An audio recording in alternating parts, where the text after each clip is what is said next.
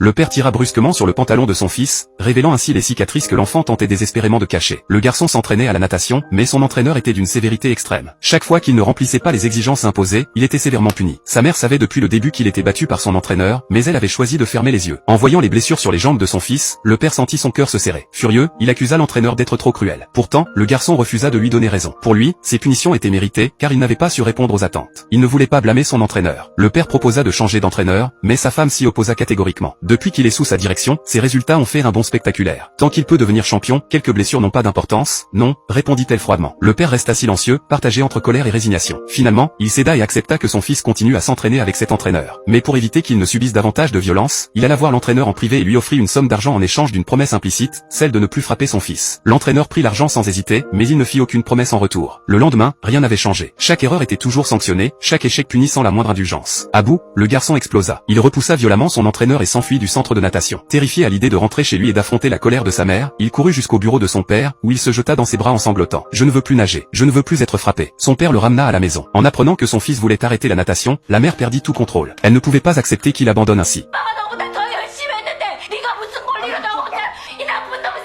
Dès lors, le garçon ne retourna plus jamais à la piscine. Quant à sa mère, elle sombra dans un profond abattement, comme si elle avait perdu sa raison de vivre. Mais elle ne tarda pas à reporter toute son ambition sur son plus jeune fils. Elle engagea un professeur particulier et mit toute son énergie à le pousser vers l'excellence. Rapidement, le cadet ressentit une immense pression. Au moindre relâchement, il était réprimandé. Même le professeur particulier subissait cette tension oppressante. Quelques jours plus tard, le petit frère craqua. Son seul souhait était que son aîné retourne à la natation, afin que leur mère détourne enfin son attention de lui. Une nuit, le garçon retourna seul au centre de natation. Il avait toujours aimé nager, et il était naturellement doué. Mais depuis que cette passion était devenue une obligation, il n'éprouvait plus aucun plaisir dans l'eau. Dans le silence de la nuit, il nagea librement, retrouvant pour un instant cette sensation oubliée. Mais il fut rapidement surpris par un agent de sécurité qui le fit sortir et contacta sa mère pour qu'elle vienne le chercher. Sur le chemin du retour, le garçon regarda sa mère et lui posa enfin la question qui le tourmentait depuis longtemps.